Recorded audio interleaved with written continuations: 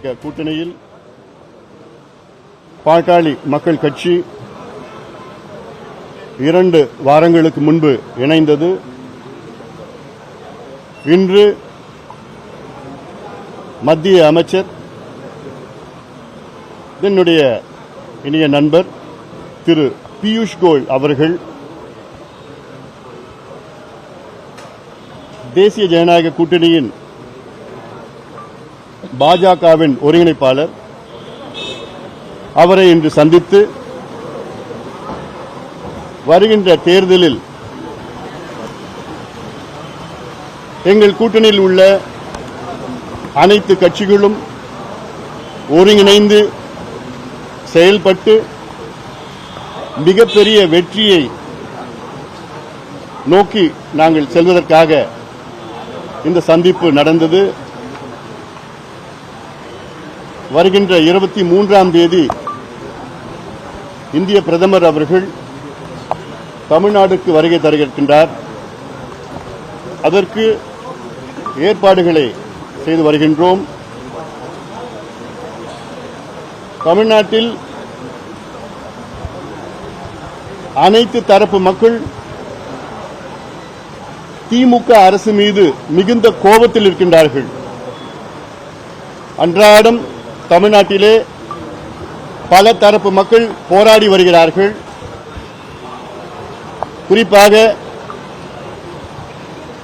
ஆசிரியர்கள் ஒரு பக்கம், இணை பேராசிரியர்கள் ஒரு பக்கம், இடைநிலை ஆசிரியர்கள் 25 நாட்களாக போராடி வருகிறார்கள். சத்துணவு ஊழியர்கள் போராட்டம் செய்கிறார்கள். துப்புரவு பணியாளர்கள் போராட்டம் செய்து கொண்டிருக்கின்றார்கள்.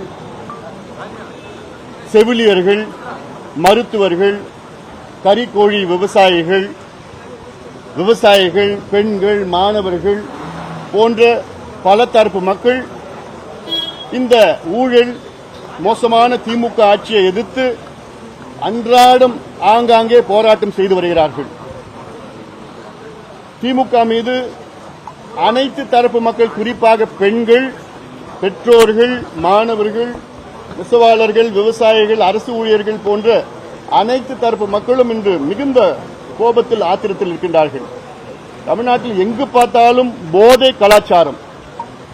நேற்று கூட திருவள்ளூர் மாவட்டத்தில் கும்மிடிப்பூண்டி அருகிலே, திருத்தணி அருகில் போதை பொருட்களை பயன்படுத்தி கொடூரமான முறையிலே கொலைகள், அன்றாடம் 3-4 கொலைகள் போதை பழக்கத்தால் நடைபெற்றுக் கொண்டிருக்கிறது. ஆனால் முதலமைச்சர் ஸ்டாலின் அவர்களுக்கு அதற்கு சம்பந்தமே இல்லாமல் ஒரு சூழல் இருக்கிறது. அதனால்தான் பாட்டாளி மக்கள் கட்சி அதிமுக தலைமையிலான கூட்டணியில் சேர்ந்ததற்கு காரணம் இந்த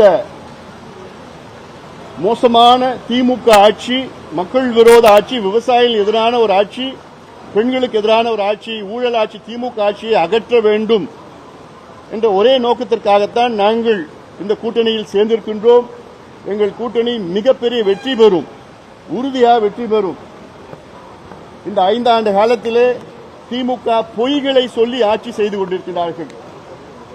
அதாவது நேற்று கூட ஒரு பொய், சட்டமன்றத்திலே ஆளுநர் உரை, இந்த ஆளுநர் உரையிலே திமுக அரசு அவர்கள் சொன்ன ஒரு பொய், அதாவது ஆளுநர் உரை என்றால் திமுக அரசு கொடுத்ததுதான் ஆளுநர் பேசணும், அது படிக்கணும்.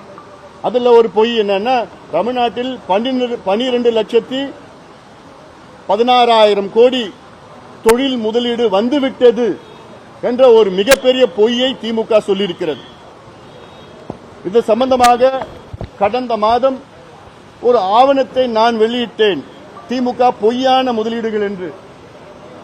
அதில் அவர்கள் சொன்ன பொய், கடந்த மாதம் 11,32,000 கோடி முதலீடு வந்துவிட்டது என்றும் 34 லட்சம் பேருக்கு வேலை வாய்ப்பு கிடைத்தது என்றும் சொன்ன பொய்யில் என்னுடைய ஆவணம் வெளியிட்ட பிறகு தொழில்துறை அமைச்சர் அதெல்லாம் அவ்வளவு வரல, 23 விழுக்காடு முதலீடு வந்தது என்று அதையும் பொய் சொல்லியிருக்கின்றார்.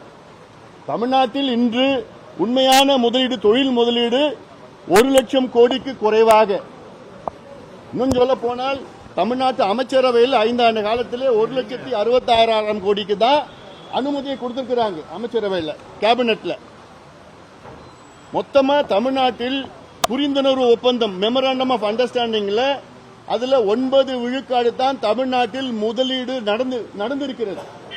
ஆனா இதெல்லாம் பொய்யை சொல்லி அன்றாட மக்களை ஏமாற்றுகின்ற ஒரு மோசமான ஒரு திமுக ஆட்சியை அகற்ற வேண்டும் என்று மக்கள் முடிவு செய்து விட்டார்கள். அதுவும் அனைத்து தரப்பு மக்களும். நேற்று பார்த்தா அமலாக்கத்துறை தமிழக காவல்துறைக்கு ஒரு அறிக்கை கொடுத்திருக்கின்றாங்க. அந்த அறிக்கையில ஒரு துறை, அதாவது ஊரக வளர்ச்சி துறையில, அதாவது அதிகாரிகளுடைய பணிமாற்றம் டிரான்ஸ்பர்ல 366 கோடி ரூபாய், அதாவது டிரான்ஸ்பர்ல இது இதுல எவ்வளவு மோசமான அன்றாட ஊழல் நடந்து கொண்டிருக்கிறது. இதே துறையில 888 கோடி ரூபாய் கடந்த மாதம் அமலாக்கத்துறை அங்க தமிழ்நாடு காவல்துறைக்கு அனுப்பியிருக்காங்க அறிக்கை. 250 பக்கம் அறிக்கை. அதனால எந்த நடவடிக்கையும் இல்லை. இந்த அரசு மோசமான, இதுவரைக்கும் தமிழ்நாட்டு வரலாற்றில் இப்படி ஒரு மோசடி அரசு, ஊழல் ஆட்சியை நம்ம இதுவரைக்கும் பார்த்தது கிடையாது. அதனால் இந்த ஆட்சியை தூக்கி எறிய மக்கள் தயார் நிலையில் இருக்கின்றார்கள். இப்போ எங்கள் கூட்டணி மெகா கூட்டணி இன்னும் பல கட்சியில் வர இருக்கிறது.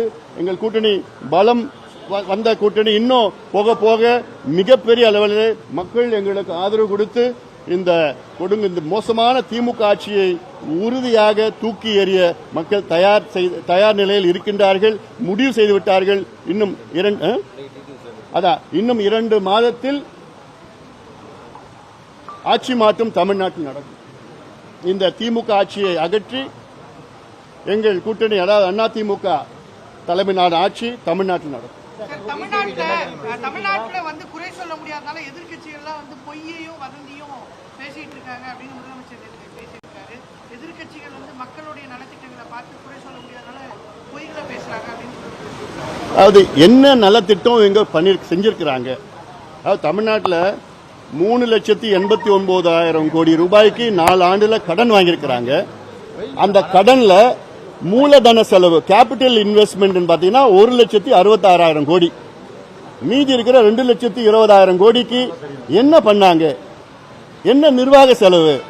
நீங்க கடன் வாங்குறது, நீங்க கேபிட்டல் இன்வெஸ்ட்மெண்ட் மூலதன செலவு தான் பண்ணணும். இன்ஃப்ராஸ்ட்ரக்சர் பில்டிங் தான் கடன் வாங்கணும். நீங்க வட்டியை கட்டுறதுக்கு கடன் வாங்குறீங்க, கடனை திருப்பி கட்டுறதுக்கு கடன் வாங்குறீங்க, பொங்கலுக்கு 3000 ரூபாய் கொடுக்கறதுக்கு கடன் வாங்குறீங்க, மாசம் 1000 ரூபாய் கொடுக்கறதுக்கு கடன் வாங்குறீங்க. இது ஒரு நிர்வாகமா? வெக்கக்கேடு இதெல்லாம். நீங்க வரி வருவாய் ரெவன்யூ ரிசீப்ஸ்ல அதுல நீங்க இதெல்லாம் கொடுத்துட்டு போங்க. கடனை வாங்கி தான் கொடுக்கணுமா? இதெல்லாம் இன்னைக்கு இந்தியாவிலே அதிக கடன் வாங்குற மாநிலம் தமிழ்நாடு. இதுதான் உங்க நிர்வாக திறமையா? உத்தரப்பிரதேசம் இந்தியாவிலே மிகப்பெரிய மாநிலம். தமிழ்நாட்டில் தமிழ்நாட்டு மக்கள் தொகை 8 கோடி, உத்தரப்பிரதேச மக்கள் தொகை 24 கோடி. ஆனா உத்தரப்பிரதேசோட அதிக கடன் வாங்குற தமிழ்நாடு, உத்தரப்பிரதேசம் அதிக வட்டி கட்டுற தமிழ்நாடு. அப்ப என்ன நிர்வாகம் செஞ்சுட்டு இருக்கீங்க? நீங்க சும்மா விளம்பரம் படுத்திட்டு இருக்கீங்க. காலையில வரீங்க, கால் ஷீட்ல நீங்க ஒரு ஆக்ஷன், கேமரா டேக், அவ்வளவுதான். என்ன நடந்தது? மக்களுக்கு என்ன நடக்குது? ஏன் மக்கள் போராடிட்டு இருக்கிறாங்க? ஏன் அனைத்து தரப்பு மக்களும் வீதியில் இருக்கிறாங்க? ஏன்னா நீங்க சொன்ன வாக்குறுதி ஒண்ணு கூட நிறைவேற்றலையே. 505 வாக்குறுதிகளை கொடுத்த திமுக இன்னைக்கு 66 வாக்குறுதிகளை மட்டும்தான் முழுமையாக நிறைவேற்றிருக்கின்றார்கள். 66. இதுல பார்த்தா 13 விழுக்காடு, 13%. அவ்வளவுதான். ஆனா சொல்றது நாங்க 100 விழுக்காடு, 90 விழுக்காடு, இப்படின்னா நம்ம கதை விட்டுட்டு இருக்கீங்க. சம்பந்தமா ஒரு புத்தகமே நான் வெளியிட்டேன். இன்னைக்கு வரைக்கும் அது பதில் இல்லை. நிர்வாகமே கிடையாது. எல்லாமே ஊழல், காசு கொள்ளடிச்சு இந்த தேர்தலில் ஏதோ காசு கொடுத்து ஜெயிச்சிடலான்னு பாக்குறாங்க. உறுதியா நடக்காது. மக்கள் எல்லாம் தெளிவா இருக்கிறாங்க.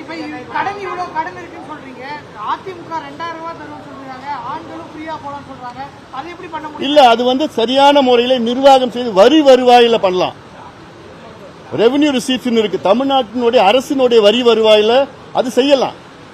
நீங்க கடனை வாங்கி இதெல்லாம் பண்ணணும்னு அவசியம் அது நிர்வாகமே இல்லையே. அதான் நான் கேட்கறேன். ஒரு கடன் வாங்குறது, இப்போ ஒரு உதாரணம், ஒரு வீடு கட்டுறதுக்கு கடன் வாங்கலாம். ஆனா அந்த வீட்டுல வாழறதுக்கு போய் கடன் வாங்குறத, வீட்டுக்கு வாழறதுன்னா வீட்டுல கரண்ட் பில் கட்டுறது கடன் வாங்கி கட்டுவீங்களா? மளிகை சாமான் வாங்குறது கடன் வாங்கி கட்டுவீங்களா? அதுதான் இவங்க செஞ்சுட்டு இருக்கிறாங்க. அது நாங்க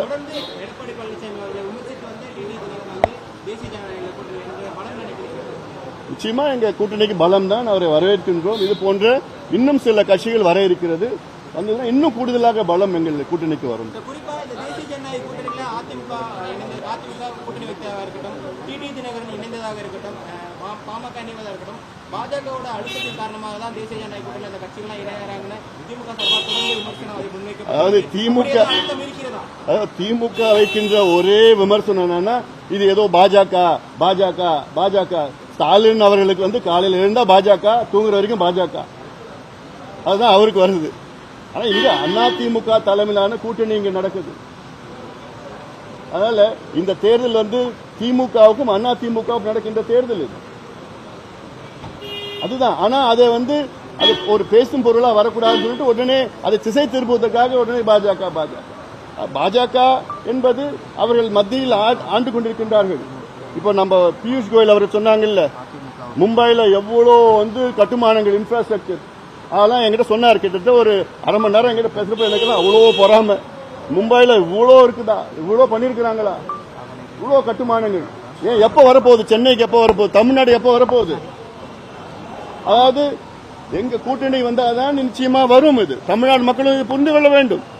சும்மா ஏதோ சின்ன விஷயத்தை சின்ன பிரச்சனை எடுத்துக்கிட்டு அது பூதாகரமாக்கி இது பாஜக பாஜகன்னு சொல்லிட்டு அது என்ன அது? அழுத்தம் இல்லைன்னு சொல்றீங்க. பாமகவிற்கு அவ்வாறு எந்தவித அழுத்தமும் இல்லைன்னு சொல்றீங்க. பாமகவிற்கு அவ்வாறு எந்தவித அழுத்தமும் இல்லைன்னு சொல்றீங்க. என்ன அழுத்தம் இருக்கு? என்ன அழுத்தம் இருக்கு?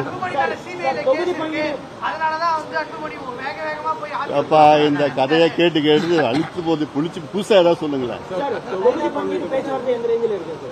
நடந்துட்டு இருக்கு. நீங்க சட்டமன்ற உறுப்பினர்கள் டிடி தினகரன் வந்து ஆட்சியில பங்கு இருக்குன்னு சொல்லியிருக்காரு. பாமகவும் ஆட்சியில பங்கு இருக்குமா? அமைச்சர் ஆவாங்களா பாமக சட்டமன்ற உறுப்பினர்கள்? அதிமுக வெற்றி பெறும் பட்சத்தில் தேசிய ஜனநாயக கூட்டணியில் அமைச்சர் ஆவாங்களா? தேர்தலுக்கு பிறகு பார்க்கலாம். நமக்கு அந்த திட்டம் இருக்கா, நம்ம கேட்போமா? அதாவது இது எங்களுக்குள்ள நாங்க பேசிக்கிறது, தேர்தலுக்கு பிறகு நம்ம பார்க்கலாம். ஆட்சியில் பங்குங்கிற அது இப்ப என்னால எதுவும் சொல்ல முடியாது.